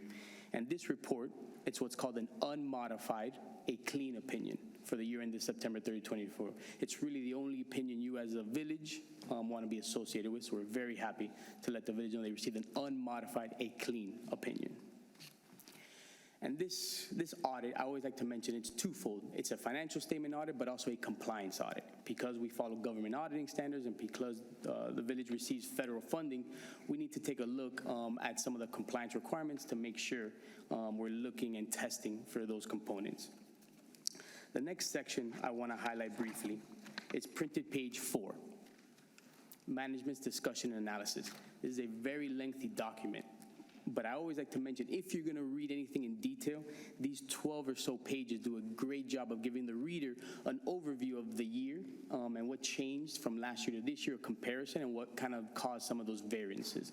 So it does a great job of putting that all together. The next page I want to look at is printed page 11, the Statement of Net Position. This is when we start to get into the numbers and the financials of the village. And one thing I want to highlight is the position, right? The health of the village is very strong. One of the requirements that we're supposed to do with the Florida Auditor General is a financial condition assessment where we take a look at the village and we do a 5-year trend analysis.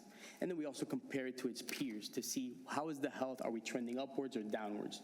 And if there is any cause for concern, we would have to report that in writing.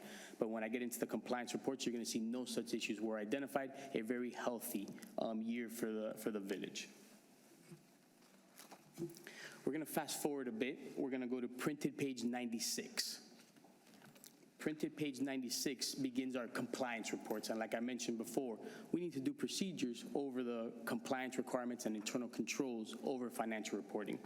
This first page focuses on those issues. If any findings were identified, they would have to be disclosed in writing. They couldn't be communicated verbally. It would have to be in this report. But as you can see, no such issues were identified. The next compliance report, and the last one I want to highlight, is printed page 98. And this one specifically governs the compliance over the federal awards. So as we just heard, receiving federal grants is great, and state grants, because it allows the village to provide services and construct projects, but we want to make sure that we're in compliance with those requirements. So printed page 98 governs and lets the reader know if there were any issues identified when we did our testing of those expenses, we would have to report that. No issues were identified, and the program that we tested in 2024 was ARPA. That was the major program in 2024. And the last thing I want to highlight is printed page 103. I always like to mention this does a great job of giving a reader an overview of basically all the reports and any findings, and it's called the Schedule of Findings and Question Costs. And as you can see there, what type of an opinion was issued? Unmodified. Were there any findings? None reported. What was the major program that we tested? ARPA. So it does a good job of summarizing basically the results of the audit. And again, want to make sure I mention a clean year, a very positive year for the village. So just a couple highlights of those, but I open it up to any questions you might have. Thank you very much for that.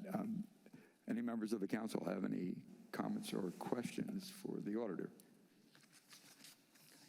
Not seeing any. Yes, Councilman Miller. I'd also like page 103. I did mention to the village manager, I work for the school district and we get audited all the time, and it's hard to get this kind of report, so congratulations, great job. Great, congratulations. So dealing with any kind of major federal funding, especially emergency federal funding, I've been blessed never to have to be on the accounting side of it or the management side of it, more on the spending side of it. But I have some pretty good feel for how complex and difficult, especially something that rolled out as fast as ARPA did. So I can only begin to imagine the kind of effort it took on your part to really keep us on track, along with the village manager, and to maximize benefit that we receive from the ARPA funds that we receive. So thank you so much for that. Thank you, Mayor. Thank you.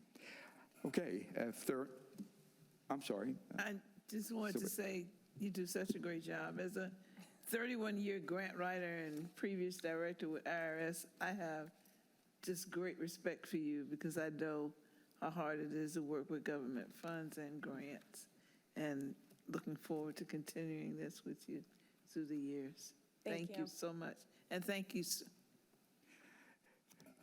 Well, thank you. If there are no other questions for the auditor, I would like to turn to our finance manager and say, would you like to talk a little bit more about this? I mean, sure. This while I love the pages you pointed out, I really like this. Thank you, Mayor. Yes, I am very excited to start this. This will be an annual supplement to our comprehensive annual financial report that I will do every year. It is a great overview for our residents as well as council, just to kind of see, showcasing what the village has done. There's some pages in here about the capital projects. I showcased a couple of capital projects that we did that were big in this past year, which were Corporate Pavilion and Crestwood North Park. It also shows that how financially healthy we are, as Brandon had said in our financial report. The village is very healthy in the financial stability of it. We showcase our programs, the different things that we do throughout the Parks and Rec Department, as well as our financials and our demographics. It's a good resource for the residents. It's easy to read. It's big writing. Mayor, I'm sure you'll appreciate that. And, you know, it's kind of that pretty look of it. Respectful way that you could possibly imagine that. It's more about the pictures, however. The pictures.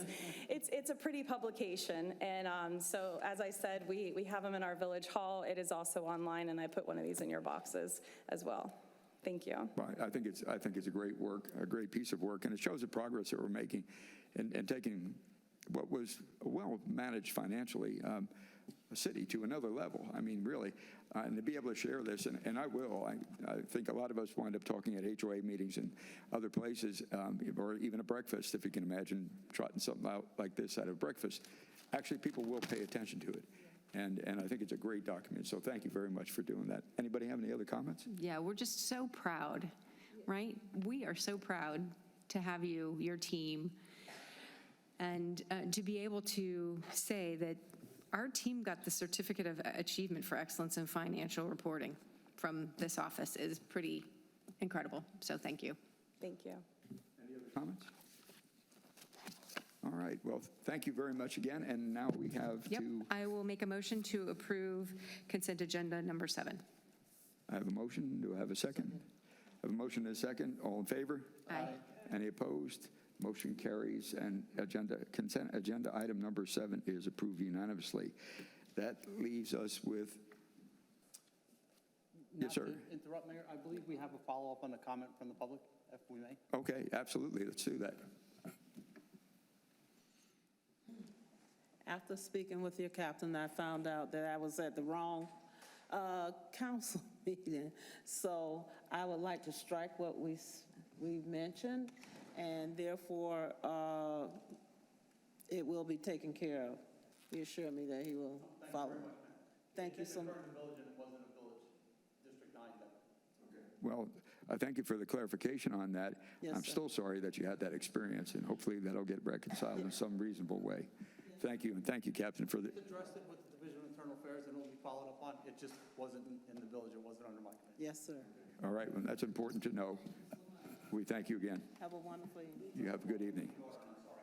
Okay, thank you so much. Okay, so we have the last item from the consent agenda that was pulled is item number 8.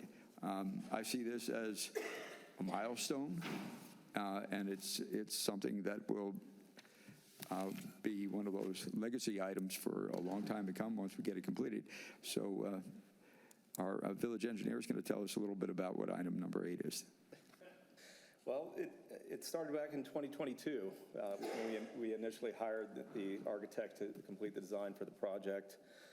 We made it all the way through site plan. And then unfortunately, the architect passed away. He was a small one-man firm. So we had to take a look at where we were at. We had gotten pretty deep into the design. We were through site plan. And we're pretty close to 60% drawings. So we looked at some options. We initially reached out to some of our architectural consultant to see if they would be interested in completing that work. We got prices from them. We actually looked at our engineering consultant for them to take the lead and got pricing for them. And it didn't feel right going that method. So we elected to go through a RFP process. We went through that process. Unfortunately, when the proposals came in, they didn't meet the qualifications, so we had to reject those qualifications. And then on this third attempt, we went through the request for qualifications process. So, and we chose to use a progressive design build way of procuring this work. We had a committee evaluate the proposals, and tonight we are recommending that Kaufman Lynn is the firm that we would move forward. This initial agreement that you'll be authorizing would get us through design and permitting, and then we would come back to you guys with a guaranteed maximum price for approval for the construction phase services. So, and I do have a representative from Kaufman Lynn with me, Michelle Mako. If you have any questions for him, he'd be more than willing to field those. Okay, does the council have any comments or questions for either Chris? Yes. Do you have a timeline? 2027, January of 2027 is what the estimated construction completion is at right now. And this process does help us get to completion quicker than a traditional design bid build, because what this allows us to do is for Kaufman Lynn to start working with general contractors now, immediately, to start have them look at the plans early on in the process. So when we get to the end of the design period, we can immediately enter into agreements and start construction on essentially on day one. So.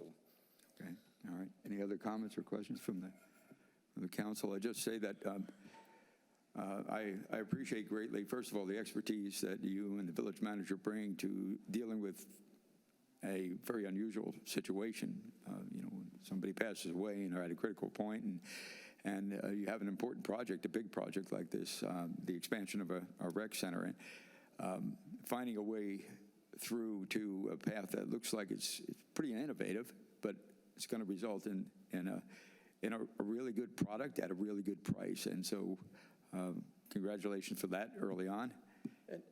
And one thing I will say, it's been obviously painful for me because I've been going through this process over and over again, but the design did evolve through that. And Lou Recchia is no longer the acting Parks and Rec director, but now we have Mark on board, and he's got to look at it from a different perspective. And obviously he's been around for a year now, so there's some good evolution to the design, and I think it is going to be an exceptional product once we're done. It sounds like it, and that's finding a bright spot in what was otherwise dim from time to time, I'm sure, trying to get through this. But thank you all for the hard work, and you got a thumbs up back there from Mark, so we must be headed in the right direction here. That's for sure. Appreciate that. Okay, if there are no other questions, then thank you for the presentation. I cannot make a motion, so I look for a motion to Consent agenda number 8. Second. I have a motion and a second. All in favor? Aye. Any opposed? If not, consent agenda item number 8 is approved. That completes the consent agenda. Then it allows us to move on to the regular agenda. The first regular agenda item is a public hearing to consider application number 24-118 SPM AAR, an application by Coulter and Herring on behalf of PSN Consultants, Inc. The applicant is requesting a major site plan modification and architectural approval to add 923 square feet to an existing automobile service station situated within Royal Plaza and located at 11503 Southern Boulevard. My village attorney here, will you swear in the witnesses? Thank you, Mr. Mayor. As you said, this is a quasi-judicial item, so I'll swear in the applicant once he states his name for the council. Thank you, and I'll swear in staff at the same time. Could you both raise your right hands for me? Do you swear or affirm to tell the truth, the whole truth, and nothing but the truth? Yes. Thank you, and I'll turn back to the council for any ex parte disclosures. I've spoken with the owners. Thank you. Okay, with that done, then we'll turn to our staff presentation. Great, thank you. I'd like to take this opportunity to congratulate everybody. Good evening. The application before you this evening is for a major site plan modification and architectural approval to add 923 square feet to expand the existing automobile service station and allow for larger service bays for a property located at 11503 Southern Boulevard. Additionally, in order to accommodate the expansion, the dumpster enclosure will be reconfigured. This here is an illustration of the site plan. As you can see there, the proposed expansion is shaded in gray, and you can see right just to the west, southwest corner is where the new dumpster enclosure will occur. In reviewing this petition, village staff considered conformity with the Village of Royal Palm Beach's zoning code of ordinances pertaining to the general commercial zoning district. Staff has reviewed the application and found it consistent with the village code requirements. Specifically, the proposed site plan meets the requirements as it pertains to parcel size, parcel frontage, setbacks, pervious area, parking requirements, landscaping, and maximum building height.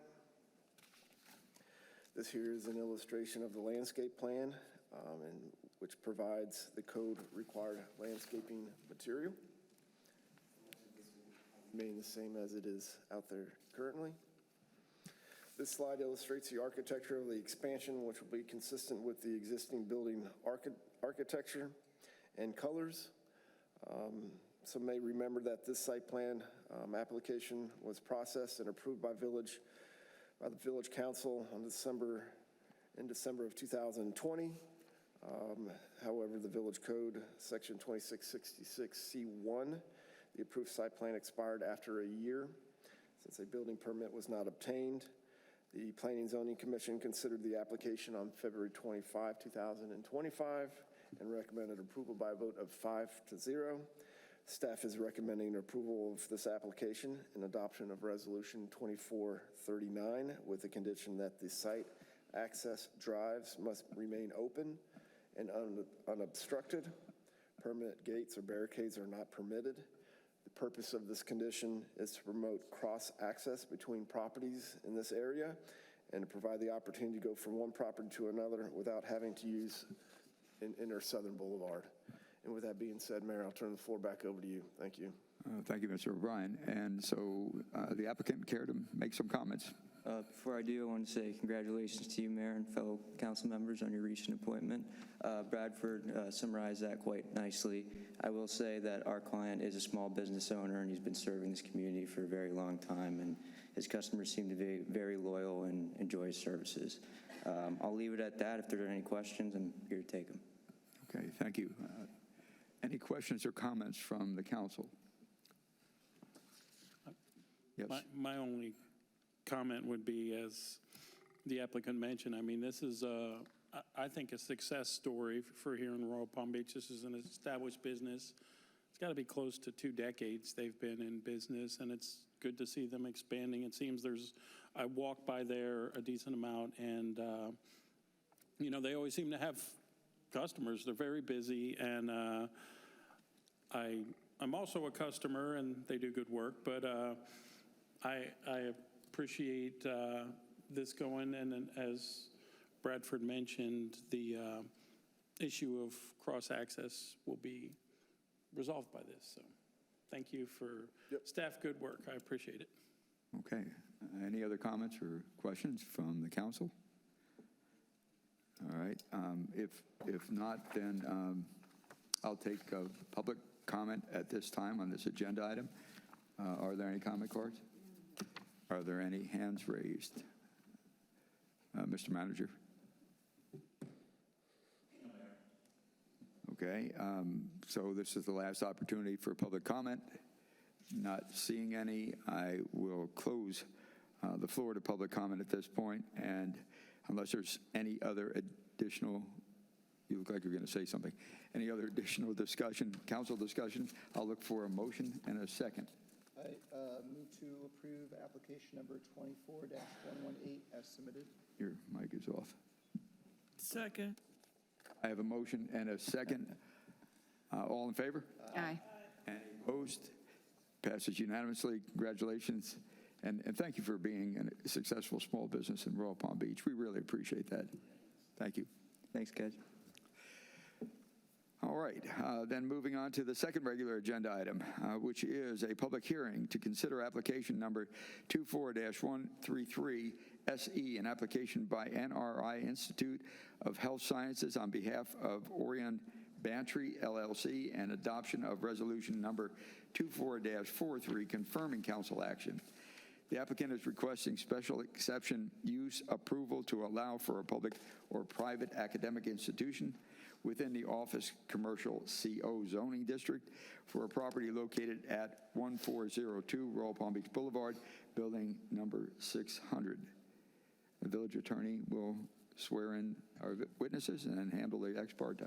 Thank you, Mr. Mayor. Could you state your name for the record?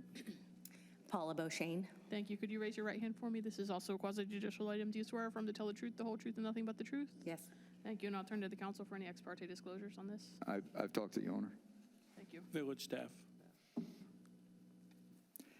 Okay, so we'll turn back to Mr. O'Brien for the staff presentation. Great, thank you, Mayor. I won't repeat that introduction, so I'm going to jump right into my presentation here. Pursuant to the applicant's justification statement, the NRI Institute of Health Sciences wishes to use the school as an extension campus to be used for classes, classrooms, and offices. This slide illustrates the site plan with the proposed location of the school highlighted here in red. In reviewing the proposed special exception, staff considers compatibility with adjacent land uses, consistency with the village's comprehensive plan, and conformance with the village's development standards for the office commercial zoning district. More specifically, whether the proposed special exception is consistent with the standards of the village's comprehensive plan, complies with development regulations of the village code, does not have adverse environmental impacts, does not have adverse vehicular or pedestrian traffic impacts, does not have an adverse impact upon public facilities, does not have adverse impacts on adjacent properties, is compatible with the character and living conditions of the existing neighborhood, does not have an adverse impact on property values in adjacent areas, not a deterrent to the improvement or development of adjacent properties, and the proposed special exception will not seriously reduce the quality or quantity of light and air available to the adjacent properties. The applicant states in their justification statement that, quote, "This is an extension campus of NRI Institute of Health Sciences, which is operational in the village of Royal Palm Beach and the Royal Palm Beach Professional Plaza at 503 Royal Palm Beach Boulevard. The special exception requested is for the same operation to take place in this additional location. The use being the education of nurses and diagnostic medical sonographers. In reviewing the proposed special exception, staff has determined that the proposed special exception conforms to village standards and therefore is recommending approval of this application. The Planning and Zoning Commission considered this application on February 25th, 2025, and also recommended approval by a vote of 5-0. And I'll turn the floor back over to you, Mayor. Thank you. Mr. O'Brien, does the applicant have any information that you'd like to add? Statement to read. Again, good evening, Mayor Hamara and members of the council. My name again is Paula Beauchesne. I'm an employee at NRI Institute, and I'm speaking on behalf of Daniel Splain, who is the chairman of there. So I apologize for my absence tonight. I am on a long ago scheduled vacation trip. NRI Institute of Health Sciences has been a part of Royal Palm Beach for 13 years. The new building for which we seek special exemption tonight will ensure that we remain part of our community for many years to come. I've made a commitment to Mayor Fred Pinto last summer that we would find a way to keep the school in Royal Palm Beach, and with the purchase of the new building, we were able to honor that promise. We respectfully ask the council to approve our request for special exception. Daniel Splain, Chairman. Okay, well, thank you. Any questions on the part of the council? Anything? Okay, if nothing, then I'll look to see if we have any cards for No, Mayor. public comment. Any hands raised for? No, Mayor. Not seeing any last opportunity, anybody to raise any questions or make any comments on this particular agenda item.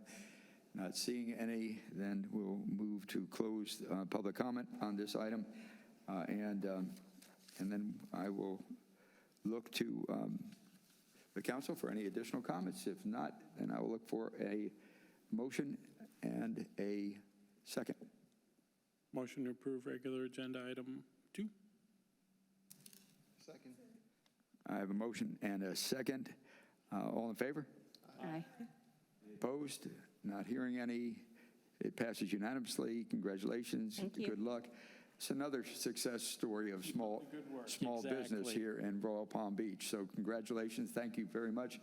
And we appreciate our past mayor's insistence on trying to keep NRI here in Royal Palm Work Beach. closely with him. He's fantastic. So thank you so very much. Absolutely. Congratulations. Good luck.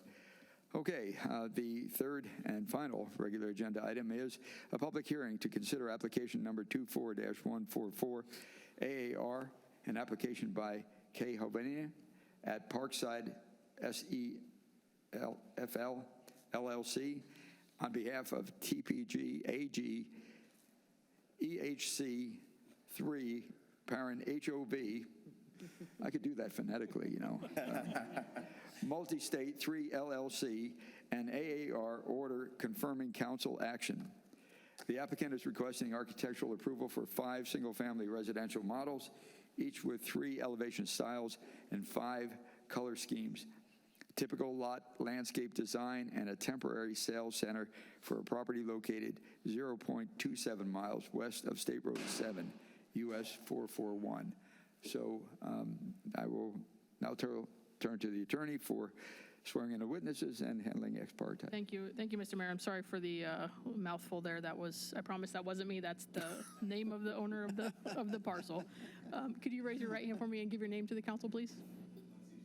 Thank you. Do you swear affirm to tell the truth, the whole truth, and nothing but the truth? I do. Thank you. And I'll turn back to the council for any ex parte disclosures. Village staff. Okay, so we'll turn back to Mr. O'Brien for the staff presentation. Great. Thank you very much. As he stated, the applicant is requesting architectural approval for 5 single-family residential models, each with 3 elevation styles and 5 color schemes, landscape design, and temporary sales center for a property located 0.27 miles west of State Road 7. The proposed 5 models are Tuscan Picentano 3, Rain 2, Rhodes, and Wilclo, and 3 available elevation themes are coastal, contemporary, and Mediterranean. The applicant asserts that even though each elevation style has a different approach and concept, all 3 of them manage to create a sense of warmth and belonging to the overall house. The applicant is also proposing monotony standards. Those standards are as follows. No more than 2 dwelling units have the same model and elevation theme shall be built adjacent to one another or directly across the street. No 2 dwelling units have the same elevation theme and color package shall be built adjacent to one another or directly across the street. And this slide shows these elevations and color schemes. The applicant is also requesting architectural approval for a temporary sales center. And this slide here illustrates those 2 sales centers.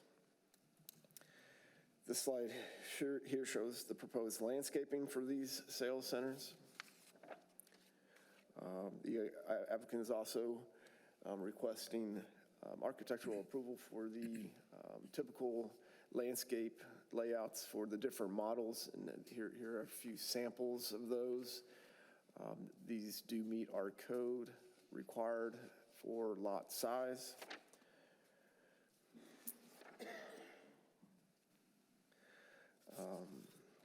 The Planning and Zoning Commission considered the application on February 25th, 2025, and recommended approval by a vote of 5-0, and staff has recommended approval of this application, and I'll turn the floor back over to you, Mayor. Thank you.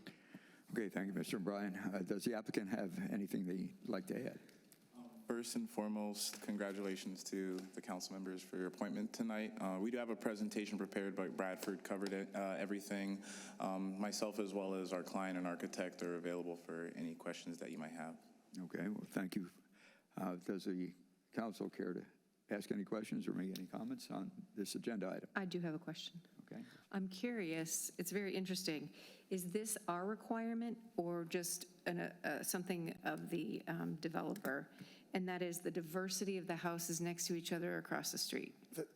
Yes, that was something that the developer provided, but, and I wanted to make sure, I don't normally mention it, but I wanted to make sure, just given the number of homes and the number of models that they were providing, that I brought that to your attention, that they are addressing the monotony standards, or they do have monotony standards. That way you do have a variety as you travel down the roadways in this development. Thank you. Okay. Any other questions or comments? Okay. Then I turn to public comment. No, Mayor. We have no cards. Do we have any hands raised? No, Mayor. Does anyone here have any comment that they'd like to offer on this agenda item? Not seeing any, I'll close the floor to public comment at this point in time. Any additional comments or questions from the council? If not, then I look for a motion and a second. Mayor, I make a motion to approve the application number 24-144, item number 3. Second. I have a motion and a second. All in favor? Aye. Any opposed? Passes unanimously. Congratulations. Thank you.